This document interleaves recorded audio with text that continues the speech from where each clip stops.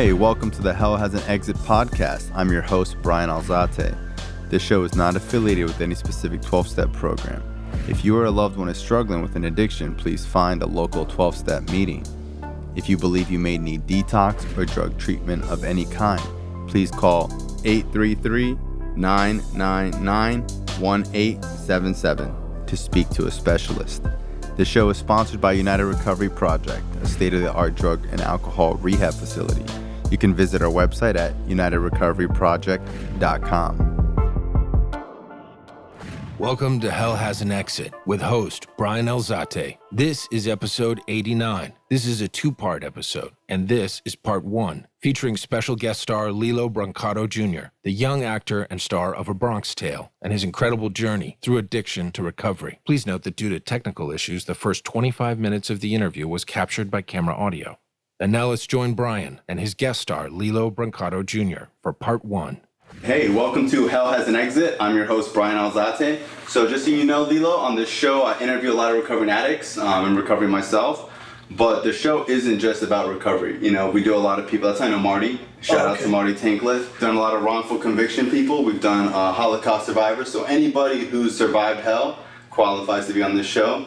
I listened to a couple of your podcasts, and I know that you definitely earned your seat to be here, so congratulations. Thank you. You are coming up on 16 years clean and sober. Yeah, November. Wow, it's badass. Yeah, thank you. I mean, I guess it's something, if you really want it, I think it can happen. I think that's the most essential ingredient in recovery. Wouldn't you agree? Of course. Did you ever have, like, close calls since you got clean? You know, I gotta be honest with you, No? I don't, I think we're always gonna be wired a certain way and have that addictive way about us. But I think, you know, like working out, believe it or not, that is an addiction for me. For sure. And I fill that void through working out. So it's like, whatever I get through that, I don't need anything else. How's your diet? Do you eat clean? I just started, like, you know, eating. You're pretty ripped. Yeah, you know, but maybe like a month and a half ago, I got a little chubby. Yeah, it happens. Yeah, you know, because I thought, you know, because I worked out every day and, you know, I was pretty healthy that I could eat whatever I want.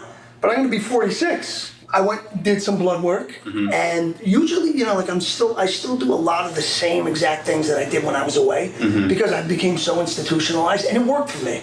I did well. Or whatever, I did well having structure in that controlled environment. Most addicts do, yeah. Yeah, so I implemented it into my normal real life when I got home, and it worked for me. You know, I stayed clean. To this day, I'm still clean. But, you know, I think, you know, because I was working out the way I was, I thought that I could eat, you know, but I'm very excessive. Like when we did drugs, we were very excessive about everything. That's just the way we're wired.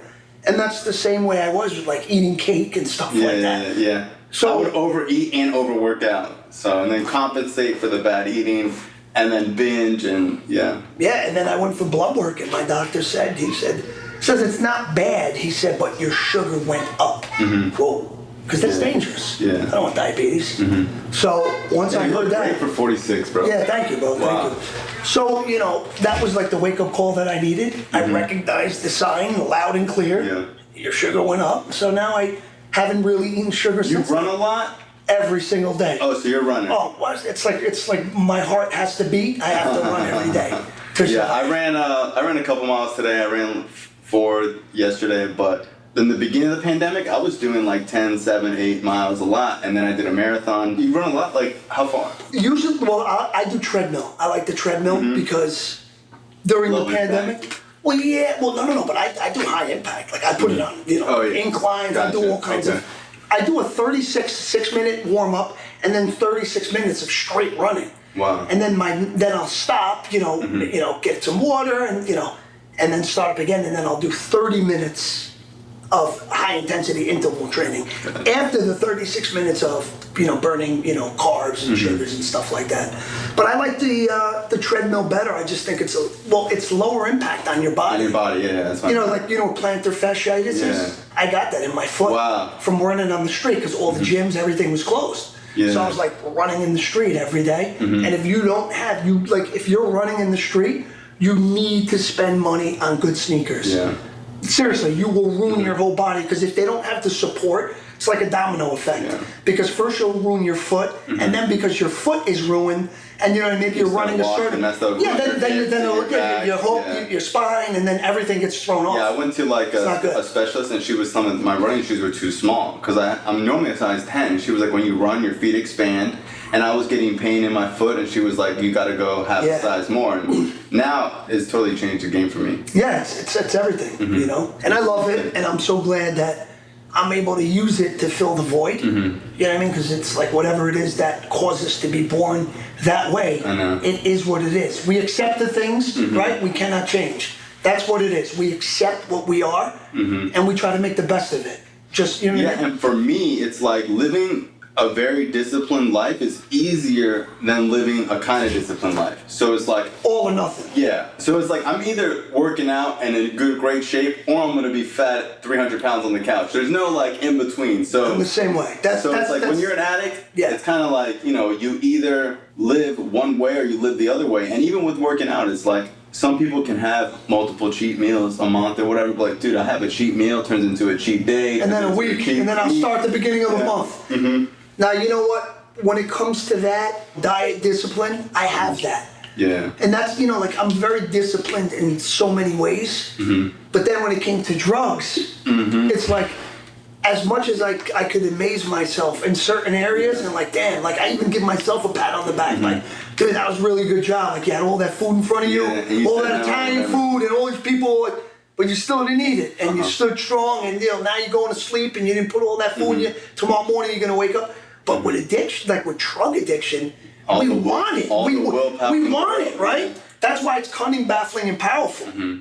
It baffles us. Like, I want this just as bad as I want to be ripped. Yeah. And that discipline that I had for not giving into all that food, why isn't it transferred in this as well? That's what was crazy about it. Yeah, because, you know, it gets scary, like, wow. Well, a lot of times, you know, like, obviously in the Bronx Tale, like, the worst thing is wasted talent. And I remember my family being like, I don't understand. You're so smart. You do great in school. You're charismatic. You have all these other things going for you. But you can't put the fucking drugs down? And I remember being just as confused. Like, I know. Like, I understand, because there was a time where I had excuses, and then eventually, like, I didn't even have an excuse. I knew what I was doing was dumb as fucking crazy. I think the thing that makes addiction is that it defies logic. It defies like being rational, because once you do a little cunning and baffling, of course, that's where we're baffled. How, when I do everything else right, if somebody told me I can never have steak or orange juice again, you'd be fine. Who cares? Yeah. You know what I'm saying? But then it's like certain things, like as much as, you know, dedication and focus we put into accomplishing certain things, it just doesn't translate the same way with that. It's like there's that block. It's like your soul almost blocks it. Because it's like, it's right, like, you know, like they say it's a disease. I don't necessarily believe that. I think that hinders people, and I think that hurts people trying to get better. Because subconsciously, so your subconscious is very powerful. Your subconscious mind is very powerful. We do so many things we don't even realize we're doing, but we do them for a reason. You know what I mean? And I just think that if they're telling you that you're sick and you have a disease, you'll always lean on that. Like, they'll understand. Of course. They'll understand. They know I'm sick. They know I got a disease. Which, me personally, I don't know if I believe that. You know? So you think it's more like a personality behavior that you just stopped doing? I just think it's something we all have a spirit inside us. I'm not like judging. I just think, like, you know, like I think we all have a spirit inside us. And I just think spiritually something's wrong when we reach out for stuff like that to fill whatever hole. Of course. And when there's something wrong with the spirit, but when we fix the spirit, we'll reach out for different things. Of course. To fill that. So just my take on it, obviously, like, I'm a 12-step program guy. Like, when we say it's a disease, when I first got clean, I thought it was the same thing. Like, oh, well, people are just using it as a crutch and an excuse. Oh, it wasn't me, it was my disease. But the real context of that is that it's physical, spiritual, and mental. It's definitely three-part. I did a video on that. It's a 3-part thing. You know, someone said it's a dis-ease. Right. So maybe not like a disease, if you don't want to think of it that way, But there's something about myself that I just want to do something to make myself feel that feeling. You ever want to do something you don't even know what it is, you just want to do something outside of yourself? Right. That's really what addiction is to me, is that feeling of like, I don't feel comfortable in my own skin. And now when I admit that I'm an addict, I'm not like surrendering to the disease. I surrender to, trying to do something different with my life and taking accountability. And I know you've taken a lot of accountability for what has happened over the past years, and I've listened to a couple of podcasts that you've done, and it's really commendable to see that, there's not like a victim mentality, that you're like, hey, look, I did what I did, and like I'm overcoming those things, I'm changing my life, and I'm dedicating my life to help change other people. And when I do like a lot of like the wrongful conviction guys, I always ask them like, how come you're not angry or bitter? And they're always like, man, if I was angry or bitter, would you have me on the podcast? And I remember thinking like, well, that's pretty cool. And not just that, like I believe God had other plans for them, because what did those guys do? Man, they dedicate their whole life to helping other people get out. Well, they're speaking from a very, very authentic place. Mm-hmm. Just because it's not like somebody that, studied law or whatever, mm-hmm. and, thinks that that's the right thing to do and they'll fulfill them and, intrinsically you'll give them value and make them feel good about themselves. No, this is someone who's actually, lived that blood, sweat, and tears. And it knows exactly what that other person is going through. And really the only person that can do that can really help them the way they need to be helped. That can empathize. And it's with the same them, thing with addicts. on it's that like, level. Bro, if you ain't never smoked crack, like I'm not trying to hear it from you, bro. Go smoke that shit for 90 days and then call me and tell me how easy it is to put down. Motherfuckers can't even put coffee down, you know what I mean? So it's like... That's what I say all the time. You can't stop smoking cigarettes. Cigarettes, yeah. And you're talking about me? You're passing judgment on me? Yeah. That I used to smoke crack in the early 2000s? I'm like, bro, you still smoke cigarettes. I went away for 8 years, and you smoke more now than you did back then. And you want to talk about me? Or losing weight. You got people that can't lose 30 pounds for 30 years. Yeah. Or stick with a diet. I believe that addicts are supernatural human beings that are like extraordinary. And there's something special about us. And that's why we're drawn to drugs, because it is something that takes up all that mental capacity. Because when you're using, it's 24/7 nonstop. And a lot of times we don't have something as kids, or we forget about it, like baseball or like, some type of sport that we play or something we're good at as a kid. And the drugs allow us to maximize all that power and energy that we have, I just think, that could be the case at a certain point in your life when you haven't learned to find other things to get that same fulfillment. Mm-hmm. Like people, how you asked me a little while ago, do I still struggle? Do you have those moments? No, that's been erased. That's been wiped away. I just know better now. That's why I'm like, I don't know if it's what they really say it is. Yeah. Because I don't think like that, and I've allowed myself to heal from that kind of way of thinking to where it's like, I know, I'm telling you, that will never happen again. I will never go back to that. Because I've learned, like in the prefrontal cortex part of the brain, like initially, we are addicts because there's less brain activity when exposed to drugs. For sure. But I just think like as time goes on, it's like a muscle. Yeah, and if you flex it, for sure. if you flex it like, in the beginning, because we're so impulsive and we're wired in a way to where there's no like rational thinking and we just go and just pick up and start getting high, I think that as time goes on and you learn to say no, and then based on that saying no, now you see the results. Now you come out on the other side, and now you see like, oh wow, that was pretty cool. Because usually you're like, the first time one drink, you're smoking crack. The next day is gonna be all fucked up. It's like having a boxing coach, and you finally get it hitting. Right. And you start to realize like, oh my God, I could actually do something here. Like, I'm not powerless. I have an ability to change what's going on. And every time you do that, you get that positive reinforcement. More confident. Like, dude, it's a beautiful Sunday, and look, man, I just got up, and I'm not whacked out of my mind. I didn't take 20 Xanax to come off the crack or snort dope just to be able to, like, be normal again. I'm normal. Well, I could go to Denny's if I want, you know what I mean? After a while, drug use, it's like I was just using to, like, wake up and get out of bed. I wasn't even using to get high. I was just trying to function, Of course. Yeah, no.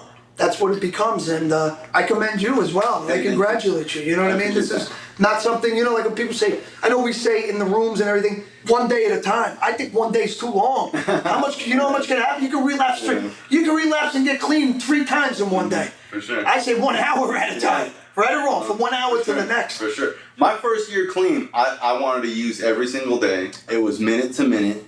I've been in the parking lot wondering if I'm gonna get drugs for hours. I've cried praying. My first year clean wasn't like, a walk in the park. I was thinking about what am I gonna do when I turn 21? Everyone else is living this amazing life, and I'm over here stuck going to these boring ass meetings with these old ass guys. That's a blessing in a way, though, too. Well, I realized that first year made me. It challenged me to a way that I've never been challenged before. And once I came out that other side, I started to get so much confidence because whenever I would do something, I would just look around and be like, bro, these motherfuckers didn't go through what I went through. And I started to feel like, if I could come out that other side, I could do whatever. You know what, though? I think for me, like, sometimes I think what you just said, like, these motherfuckers ain't been through what I've been through. Maybe that hurts us a little bit. Of course. You know why? Because when you think like that and you think, like, this motherfucker ain't been one through what I've been, it's like you almost expect more of people and you get let down more because you're leaving the benchmark of what you did on them. So now it's like, they're not going to measure up sometimes. You're thinking like this guy,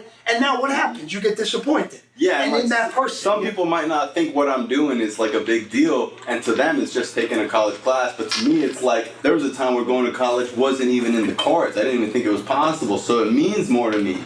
And sometimes things aren't as important to other people, Right. Even just being their word. Just want to say, Bronx Tale, one of the best fucking movies to go down history. Thank you. I'm sure it impacted cinematography till the end of time. It's a real honor to be here with you. You get recognized a lot? Yeah, believe it or not, even with the new haircut. I still, that movie's September 2023, the film's going to be 30 years old. Wow. 30 years old. I saw the play too. The play was phenomenal. Yeah, I didn't see the play. Yeah, I didn't see the play. Or the one-man show. I mean, the musical of the one-man show. I heard both were fantastic. Yeah. What was it about A Bronx Tale that had impacted you the most now? You mean today? Something that happened? Do you mean in the message in the film itself, or do you mean in actually doing the overall experience? Overall doing it. Because a part of me has got to think that, it's been so many years that I gotta wonder, like, do you get tired of people asking you about the film? Do you feel like, hey, look, that was a long time ago? Or is there something about you that still feels like you love talking about it and like it's... I do love talking about it just because it's like it was such a beautiful experience for me that I just want to share others to remind them that, dreams do come true and that life is beautiful. Awesome. And it can be beautiful. And just know that this kind of stuff can happen. Because who am I? I was on the beach. Yeah. And just how that happened to me, that can happen. So it inspires them and gives people hope. Like, you know what? Who knows? Maybe one day I'll be at somewhere at a coffee shop. You know what I'm saying? So like people like to hear stories like that. I think it encourages them to just want to be a good person. And who knows? Maybe this will happen to me one day. Yeah. Or maybe not this exact thing, but something similar. But yeah. So you were on the beach. Yeah. Scout found you. Said he think you or your brother, right? Right. And my brother called me out of the water. Once he saw me, he automatically saw wow, this guy looks just like him. Wanted me to come in to read. I did. Loved my first tape. I went down to New York City, Tribeca, where De Niro had his production office and the Tribeca Films. I was there, and there was a lot of kids, and I would get a call back, and as I went there every day, there was less and less kids. And then finally, I was invited there for a screen test where they actually put you on film, and I didn't know that the kid who shot Sonny in the film was like the other consideration for my character. So it was like sprung that on me, like, oh wow, this guy's here too for that. I thought by that point, because it was like it was like a month every day until it was just me and no one. How many months of casting was it? Month and a half before I got. You know what I mean? As a kid, did you have like high hopes, or were you pretty self-aware where you were like, hey, if I get it, I get it. If I don't, I don't. Or were you like, I'm getting it? I just want to know. I got to be honest with you. I don't mean to sound arrogant or anything. I knew there was no one's going to take that part from me. That's cool. Because I always thought, like, when I first heard about it, I thought to myself, that's me. Yeah, if I ever read for that part, I would get it. And then once they found me on the beach, and my friend Sal, he was there that day. My friend Sal Renzo, he was there that day. He said, as soon as that guy found you on the beach, he said, I knew you were going to get that part. Wow. It was meant for me because, listen, the character's name is Calogero. My father came from a little town in Sicily. It was province of Agrigento. The little town, the little village was called Naro. And all these little towns in Italy. Have saints, right? Saints, right. And that one was San Gallo. My father went to a reform school named San Calogero. So that name, to your average person, where did that name come from? For me, that name, I've been hearing that since I was a kid. Wow. I have cousins with that name. I have cousins with that name. So it's like, it This Well, was your meant name is kind of like an adaptation. Yeah. Your real name. Lillo comes from Calogero. Wow. It's a diminutive, I think that's the word. So you're 100% Sicilian? Well, I was adopted when I was 4 months old. I was from Bogota. What? Yeah. I was adopted. My name was Saul. Really? Right. My name at birth was Saul Rodriguez. But is your birth parents Colombian? Yeah. What? But then my adopted parents are Italian. Wow. My mother is Calabrese. My dad was Sicilian. Yesterday was 4 years. He passed away. Wow, I'm sorry to hear that. Yeah, thank you. Oh my God. You guys close? Oh yeah, very close. Did he live in Sicily? Yeah, when he was a kid. Wow. He even went to Germany as a kid because there was no work in Sicily. Wow. Because Germany was a booming economy. I used to read all the Mario Puzo books, and I used to read all. Oh, they had the Sicilian. Yeah, the Sicilian. Yeah, you know, The Godfather's such big shoes to fill that I think they had really high hopes for the Sicilian, and it didn't turn out that well. Yeah, I didn't even know they made a movie. They did. Oh, really? Yeah, do you remember the guy who played Tarzan? Yeah. Legend of the Greystoke? That actor? He plays the Sicilian. Wow. Yeah, it wasn't that good. Wow. It wasn't that good. Yeah, I also used to read Lorenzo Cacatera. Oh, yeah, Sleepers. Sleepers, yeah, I read The Gangster, all of his books. Yeah. So, like, as a kid, you know, I'm reading these books or whatever, and then, like, obviously, like, A Bronx Tale and all these other movies that, as a child, you, like, look up to all these gangster movies and stuff like that. You want a couple, you like those kind of books? Yeah. I'll recommend a couple of them, like Sure. I read a lot. Like, you like organized crime type books? Yeah. There's The Murder Machine. It's about the Roy DeMeo crew. Okay. And then you And it's a true crime, or? Oh, yeah, that's... Yeah. Oh, okay, cool. Yeah, it was written by Gene Mustaine and Jerry Capisi. And then The Westies, which was the Irish mob in Hell's Kitchen in New York Wow. City. It was written by a guy named T.J. English. And he also wrote a book called Havana Nocturne. Talks about when the mob was in Havana, in Cuba and stuff like that. And then the whole revolution, the Castros came in, Che Guevara, told them, get out. You know, like, I read that book, and do you know what Raul Castro said to Meyer Lansky? He's like, Meyer Lansky's like Meyer Lansky. Yeah. He was a mathematical genius, a gangster. I mean, this guy was like a legend, taught even the Italians so much. Yeah. He was so smart, taught the Italians so much about gambling and loan, all that kind of Loan stuff. sharks. Yeah, he was like, he was a real genius. All the rackets. Yeah, Meyer Lansky was a very, very valuable guy to organized crime and its inception. He was a genius. But Raul Castro, after they came in and took over Cuba, and because the president at that time was a man named Fulgencio Batista. And he was like, the mob loved him because they were able to do whatever they wanted.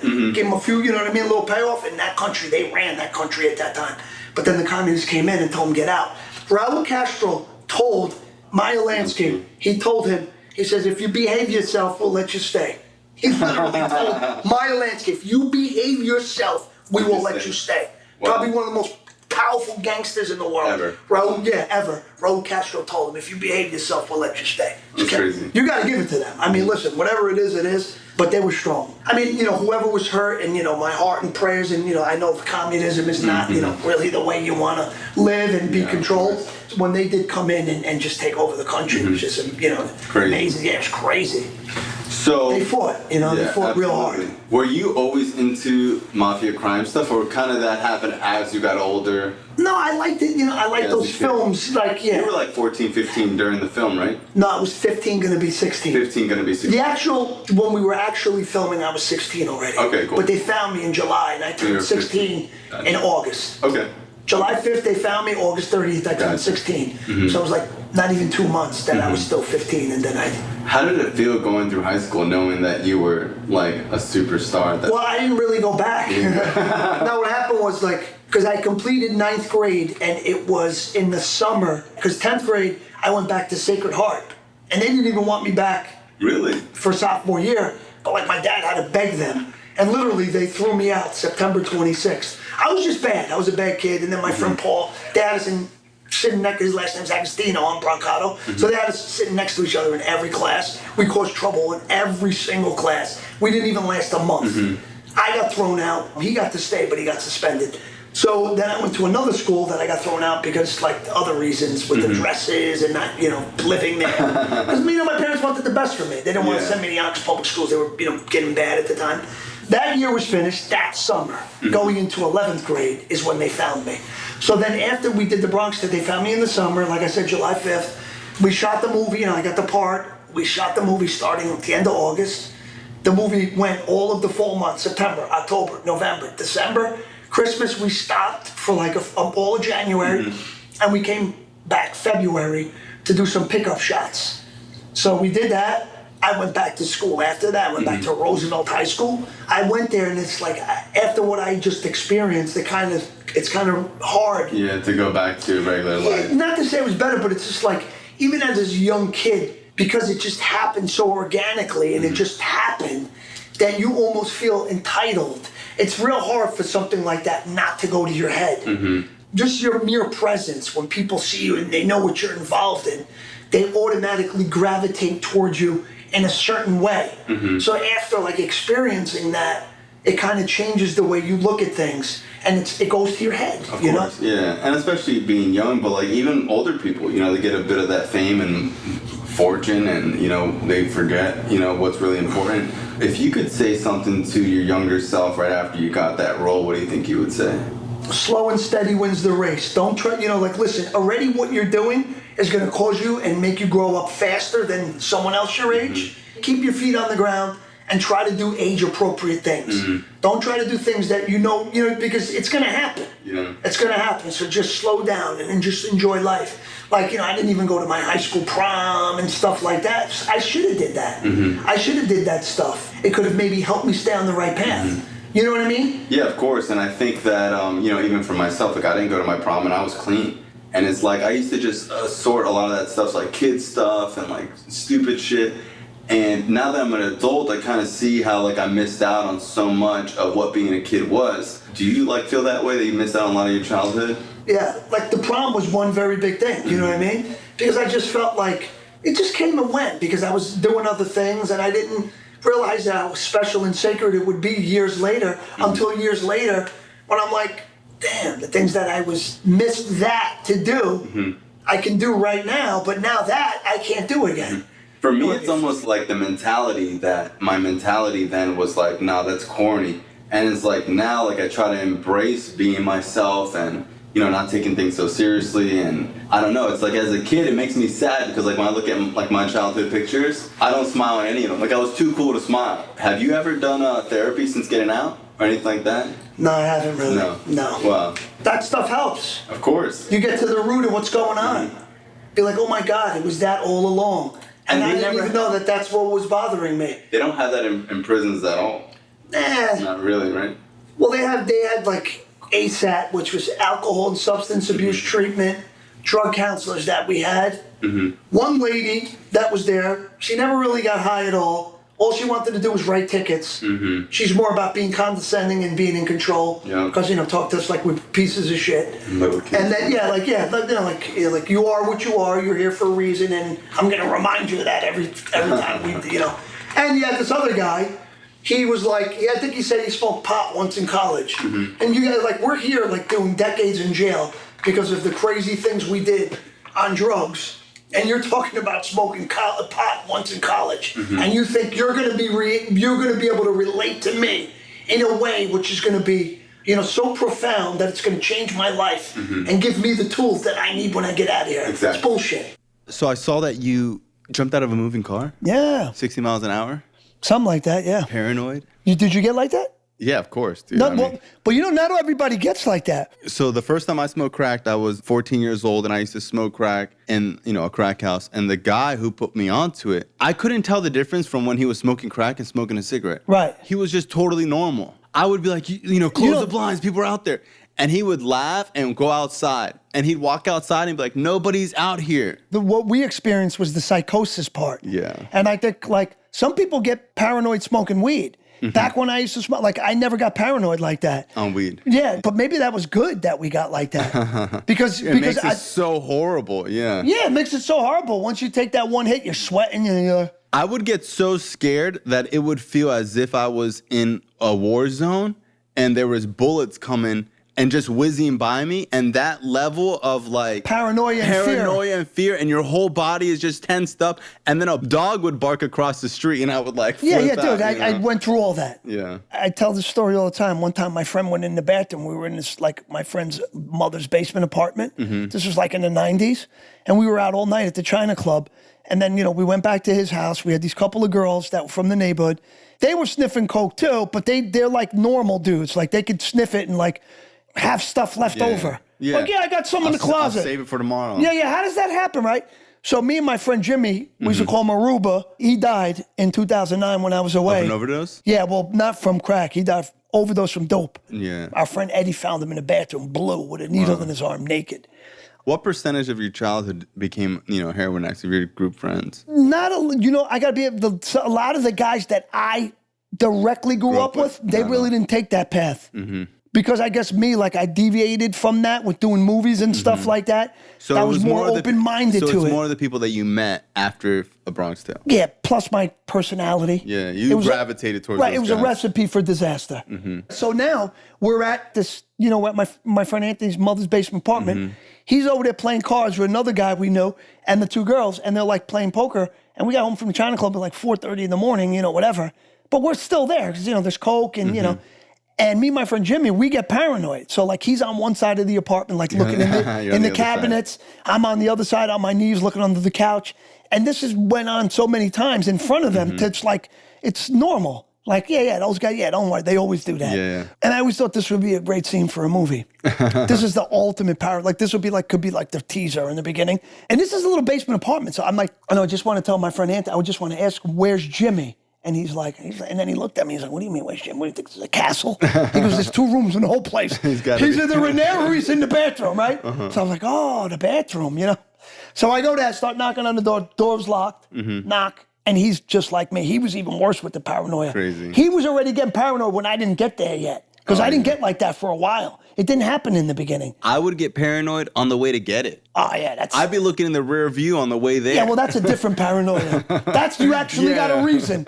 So now I knock on the door, no answer. Knock on the door, no answer. Knock on the door, no answers. And I'm like, yo, what happened to this guy?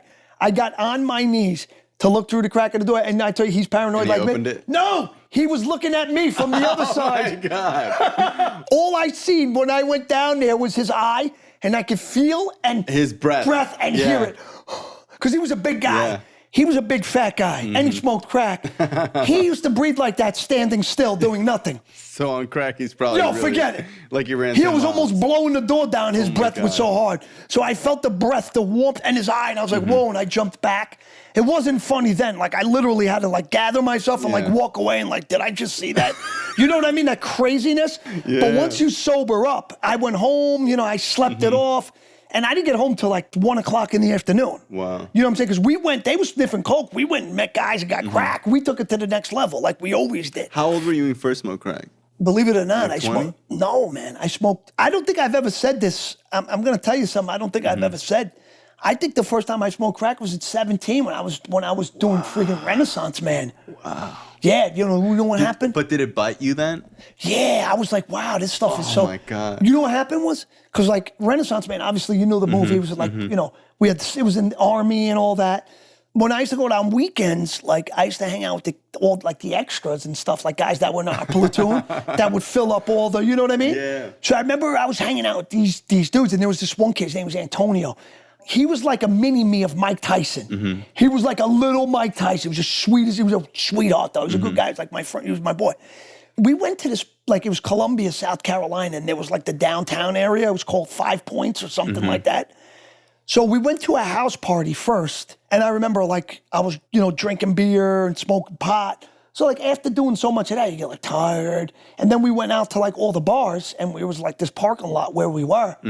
And I didn't want to go, but they wanted me to come because like Bronx Tale was in the theater, and they wanted me with them. Like, yo, yeah, come on, bro, come on. He was like, I got something in the trunk. He's like, maybe it'll wake you up, right? So I said, like, Antonio? Yeah. So I'm like, all right, what is it, right? So he opens up the trunk, and he's got like his little kid over there. Yeah. He's got a Centrum vitamin bottle. Okay. There's no top. He's got the aluminum foil with the holes. He's got like a Bic pen, but just the white part. Put through the thing. Okay. And he's got a little carb on the side. So he made a little pipe. Yeah, then he's like goes in his little stash and he starts pulling out these like little white rocks. So he took a blast, right? And I remember looking at his face and just the way like, it's like, like you do like the switch, like when you put the high beams on, it was like boom. When he blew out the smoke, boom, the high beams went right on. You know what I mean? He's like, he was a dude that I've come to know, being on the set with him and just like hanging out, you know, recreationally, his professional man, you know, like this and that. But this side of him, the high beams, I never seen before. And I knew this is out of character for this guy. But like, it kind of intrigued me, and it was very seductive because I could see he was like, it turned him into like a very generous person. Like, yeah, my boy. And he was like, you know, like, I love you, bro. I just want that. And I was like, wow, this guy's like, seems so gracious and happy right now. Wow. And I was like, wow, that looks pretty cool, you know? And he was like, you want? And I was like, yeah, absolutely. So I remember taking that hit and blowing it out. The longer you do it, the less it lasts. But that first time, it lasted like 20 minutes. That first hit, right? You hold it in, you're wah, wah, wah, wah, sound. Yeah. This is a public service announcement. You got your own public service announcement. Someone's talking to you and it sounds like it's through these headphones mixed up. And you know what that's doing, all that noise? You know how they say pain is weakness leaving the body? That's, you know what that is? That's the devil drilling a hole into your soul and saying, let me get that. How good does that feel? Stop it. Let me get that. And now he's got you, right? It imprints that memory in your brain. I used to always say that when I heard that first bell ringing, it was like the flush of a toilet, and that was my life going down. Yeah. Because the first time I smoked crack, I didn't think of anything else. Till today, when I have drug dreams, it's crack. Yeah. And I'm an opiate addict. Like, I love opiates, but there's something satanic and evil about crack that makes you feel subhuman that till today, like... And you'll do subhuman things to attain it. Of course. In my opinion, I think it's the craziest thing to be addicted to. Even more than meth. Yeah. Because meth lasts. You could take a hit of meth and be tweaked out for 2 days. Crack, you'll be tweaked out for about 5 minutes. Not even. Yeah, 30 seconds. Yeah, 30, 40 seconds. 30 seconds. And it takes you to the sky. And then like $2,000 later, 3 days later, you still didn't shower. You're driving around. My whole friggin' dash is in pieces. I'm hiding shit. Your body feels like a crack pipe. It just feels like your body becomes paraphernalia. Yeah, I remember my you smoke yourself straight. Yeah. To the point where you're normal again. Yeah. And then you get yourself high again. It's like, you don't even remember what day it was. Dude, it's satanic. That's the word you... See, it feels evil. It's the only drug that I've done that doesn't feel like it's from this planet. The psychosis that it did to my brain, I think it permanently damaged it. You know? Of course it does, bro. Bro, all that paranoia? Yeah. Now I get nuts if somebody don't text me back in 5 minutes. Because I'm paranoid that they're thinking something's wrong with me or something. Or like, fuck this dude. I'll let him wait. When this is all those nights of thinking like my own friend over there is looking at me like he wants to kill me. Of course, that changes the wiring in your brain. Of course. You know what I'm saying? And because, we were both young. So I do think that, when you're young, your brain is a sponge. And it's like, imagine doing all that shit at a young age. It definitely puts grooves in the way that you think. And I didn't stop till I was 29, 30. Yeah. You know what I'm saying? So for me, I was still doing it into my adult life. So when you know what I'm saying? Where I wasn't as much of a sponge to where this stuff is like going to stay now. You know what I mean? Yeah, I tell people all the time, it's like, dude, there are people that are good at baseball and they only played for a couple of years as a kid. Yeah. But those couple of years are fucking with you. So it's like, imagine, you use from, basically 17 to 29. I would say, 16, 17 to 29. Exactly. So it's like, to break that, is very commendable. Well, to also like the lifestyle that went along with it. Yeah, which is probably more addicting than the drug. Right. That's why. I used to look at people who had jobs like, loser. Yeah. Those parties and all the things you've experienced because of mixing with that crowd. That's part of the allure, the seduction. Like, shit, now I can't use drugs. I shouldn't really be around people like that anymore. So all that goes. What are we going to do at a party right now? If there's a party right now where that stuff is going on, what are you and I going to go do at one of these parties? Exactly. I'm going to sit on my phone and watch Canelo Triple G highlights from the first 2 fights and see how Triple G got robbed twice. Twice, not once. He got robbed. Yeah, and the thing is that when you get clean, you kind of feel like your life is over and you're not going to have any fun. And like, I talk to people all the time that are getting clean at 30. I'm like, bro, you're 30. You know what I mean? Like, what party are you talking about, bro? Go start a family. Yeah. Go to work. Yeah. Fucking save some money, buy a house. Like, dude, like the party's over, bro. It's gotta be, it's not the party's over, but it's gotta be a different kind of party now. Of course. It's a party, this is the kind of party is what it is evolved to. This is what's age appropriate now. after 30 years old, you're right. You should be settling down or looking to settle down if that's what But it's like you can't say you're experimenting and having fun anymore. You know what I mean? It's like maybe in your early 20s, you're going to college, whatever. You want to do some blow. If you're in your 30s doing coke on the weekends, like you have a coke problem. Right. You know what I mean? It's like let's get honest. So when you jumped out of that car, you were in the car so paranoid that you thought your friends were going to kill you. Yeah. And you jumped out at 60 miles an hour. Yeah. I still got the scar. I don't know if you could. It was a bad injury. Like you jumped onto the pavement? Yeah, I jumped out.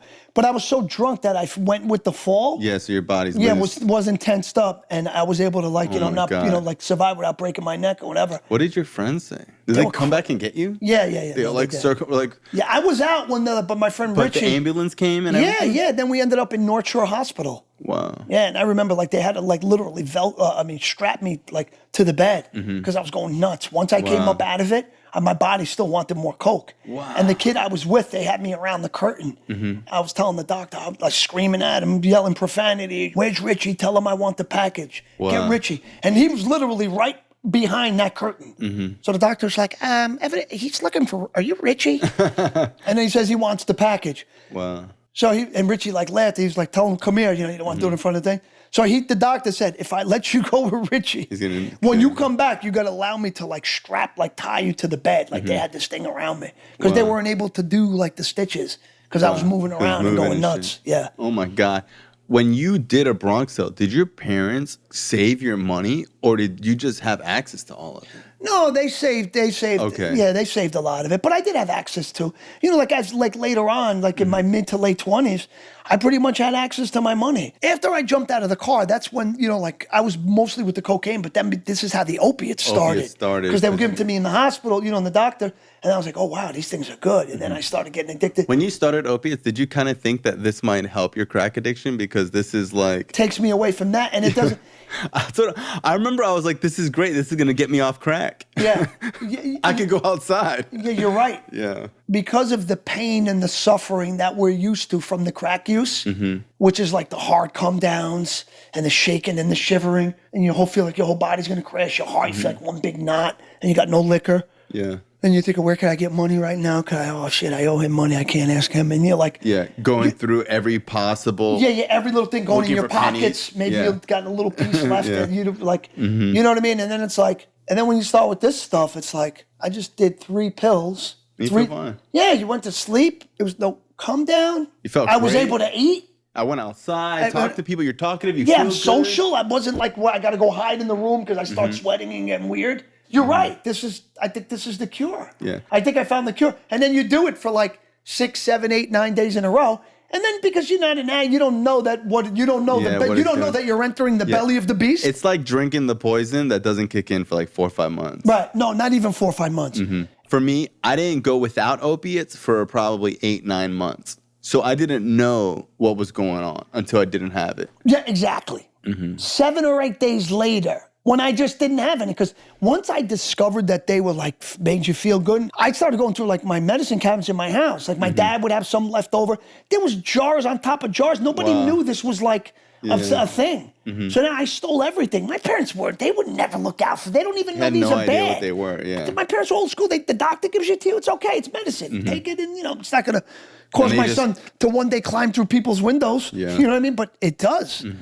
So now I took all this stuff and then I ran out. And then one night, the night that I ran out, I remember trying to sleep and I remember wanting to crawl out of I feel like I wanted to be out of my own body and crawl out of my own skin. Tossing, turning. Can't get comfortable. Yeah, get comfortable. You feel like you got the flu, sweating, but hot, you feel cold. like you got the flu, but it's something different. Yeah. Right? It's not is this the flu? But no, I don't got the body. What the hell is this? Yeah. And then somebody told me, yeah, you've been taking those things. It's withdrawal. You're sick. Yeah.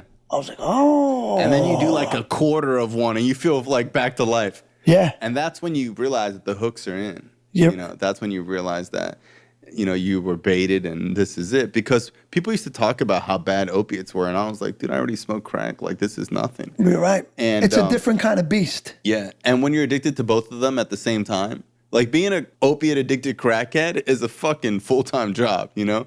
Because you got to balance both of that shit out, you know? And it's very expensive. It's super expensive. Very it's expensive. Just It was like, for me, it was like $500 a day habit almost. Yeah, I heard you say that before. Yeah, That's because crazy. you know what? Like, I never shot dope. I used to snort it. So when you're snorting, you need more, especially as your tolerance goes up. I was sniffing 20, 25 bags a day just to be straight, to be normal, and to be able to smoke the amount of crack that I had the appetite for. Because crack doesn't stop, right? Yeah. Does that obsession ever stop? No. You more and more and more and more and It more doesn't. and more. It's not like you ever get tired of it. It's a sickness. It's an obsession that's like dedicated to killing you. It's like, this is my whole. Did you ever hear that song by Master of Puppets? By Metallica? No. It's called Master of Puppets by Metallica. It's about cocaine. Wow. Dedicated to how I'm killing you. Wow. Come crawling faster, obey your master. Master of Puppets, I'm pulling your strings, twisting your mind and smashing your dreams. Blinded by me, you can't see a thing. Just call my name because I'll hear you scream. Master.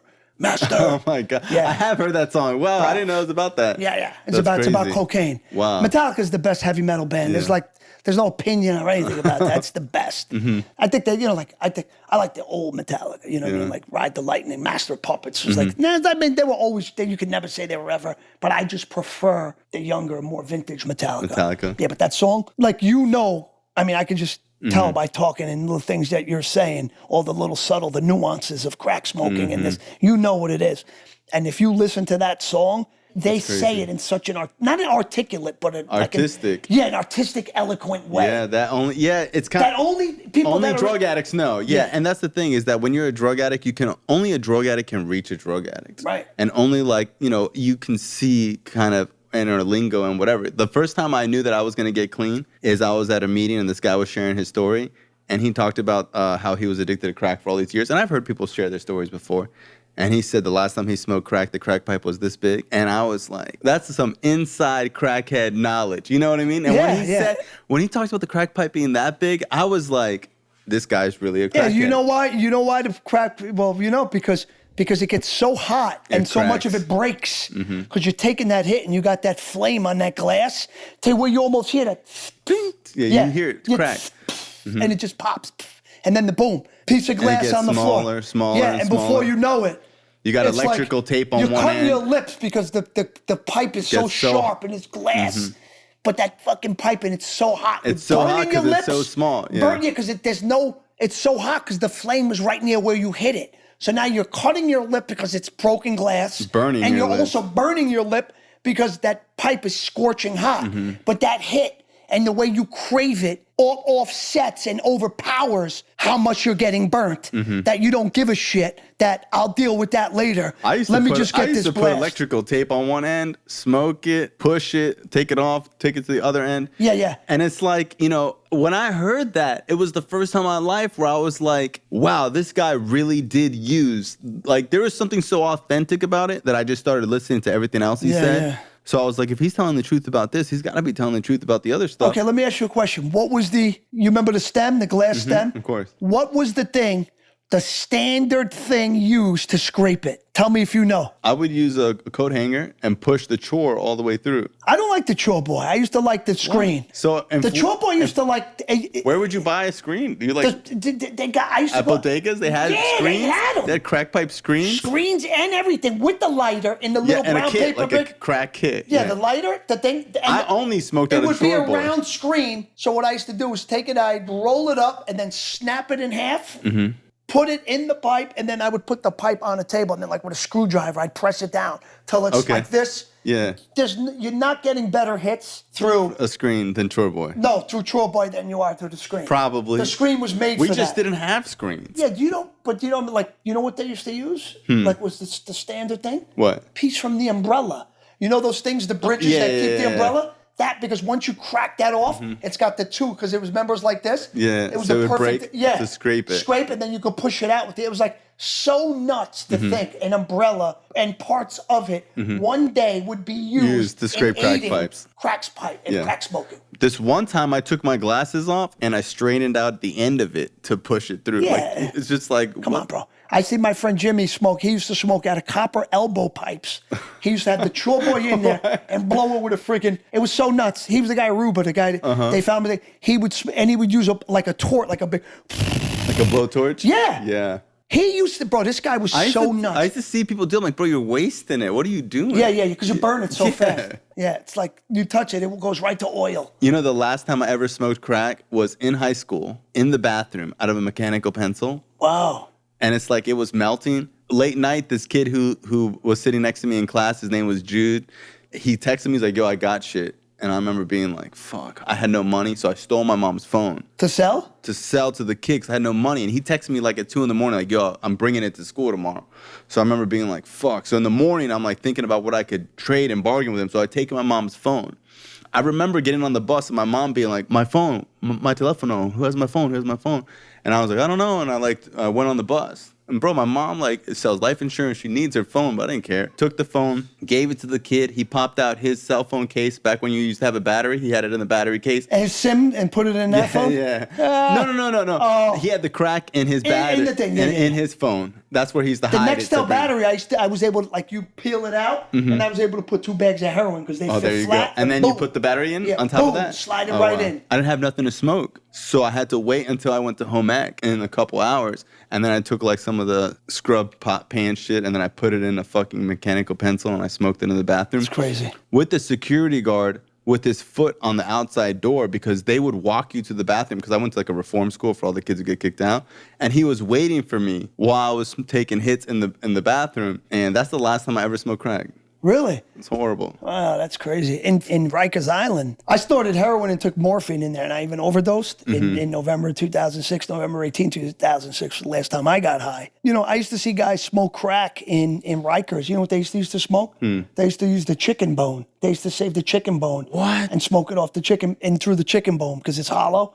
And put stuff and get cigarette ashes and smoke it through the chicken bone? I never thought, I don't know, for some reason, I had enough sense in Rikers Island. Not to smoke crack. No, because I know it's like, how can I chase it?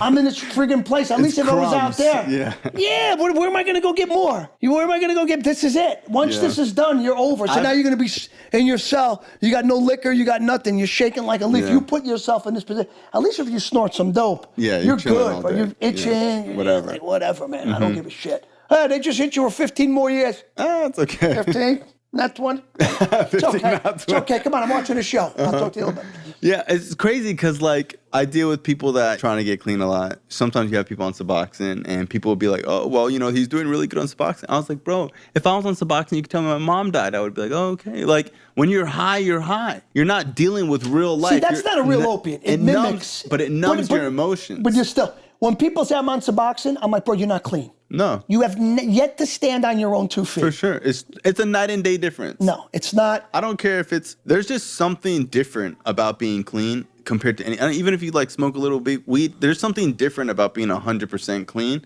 that you just feel that it's not the same as being, not that it's better than, I'm not trying to judge. When you deal with life without anything, it's different.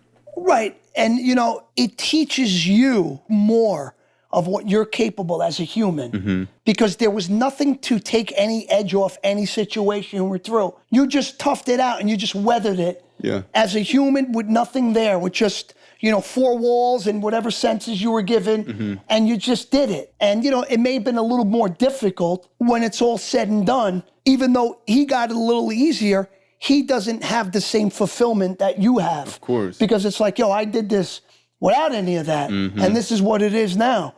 And you know what? And every time you get stronger, and every time you get stronger, and that's this affects this in here because the wiring starts. It's like now you've hired a new electrician. He's going to change all the wiring. You know what I mean? But you got to give it a chance. It's like you'll never see those things unless you break that habit right. The beginning is the hardest because you have to see what it looks like on the other side without that. Yeah. And then that'll positively reinforce you to say, damn, like that was pretty cool. Like I didn't go to, like, I used to miss opening day football. I used to come home on a Sunday morning, you know what I mean, and be up. I didn't even know what month it was when I was using. Yeah, it's disgusting, man. I used to be so depressed. I remember one time, this was like in the late 90s. I remember Giants played the Washington Redskins. It was the opening game of football. And I remember I don't know, you follow football? No. There was a quarterback. Quarterback, people know, football fans, his name is Gus Frerotte. F-R-E-R-O-T, Gus Frerotte. And I remember hearing his name. And I remember I stayed in bed all night. It was still fall. It was one of those hot, Sundays in like October where it was still like 75 during the day. Chilly at night, but it was one of those days that make you literally want to shoot yourself in the head when you're coming down and like, damn, I'm missing football. Everybody's over downstairs right now. They're having Sunday dinner, pasta, I smell it. People are laughing and joking and like, I could imagine all the talk about football and this, that, and then blah, blah, blah. And here I am, and this is what my life has been reduced to because of a lack of self-control in this area, something that I thought would never, ever happen to me. And it's happening right in front of my eyes, where if, it's a disease, like people that have a disease like cancer, they can't control that. It's going to be what happens. But this is why I think it's not a disease.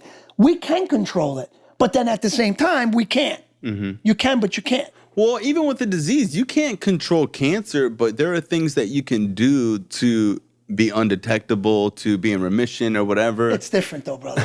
Come on, bro. The crack's right in front of you. Just say no. How hard is that? Can a guy who has 4th stage pancreatic cancer say, no, I say no to pancreatic cancer, and he goes away? But somebody with diabetes can say no to certain sweets and stuff like that. Right, that's a little different. It's like, there's a lifestyle, but I do believe that we have an allergy. We have an allergy to drugs, that when you and I do a drug, that we do have a compulsion that comes after that some people don't. No, yeah, I know.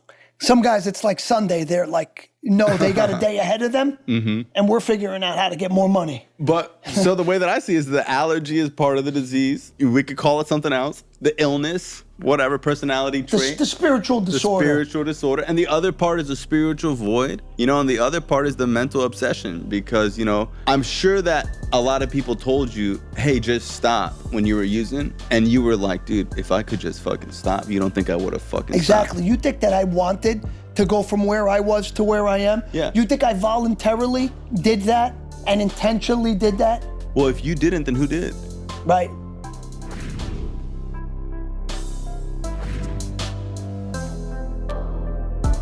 This show is not affiliated with any specific 12-step program.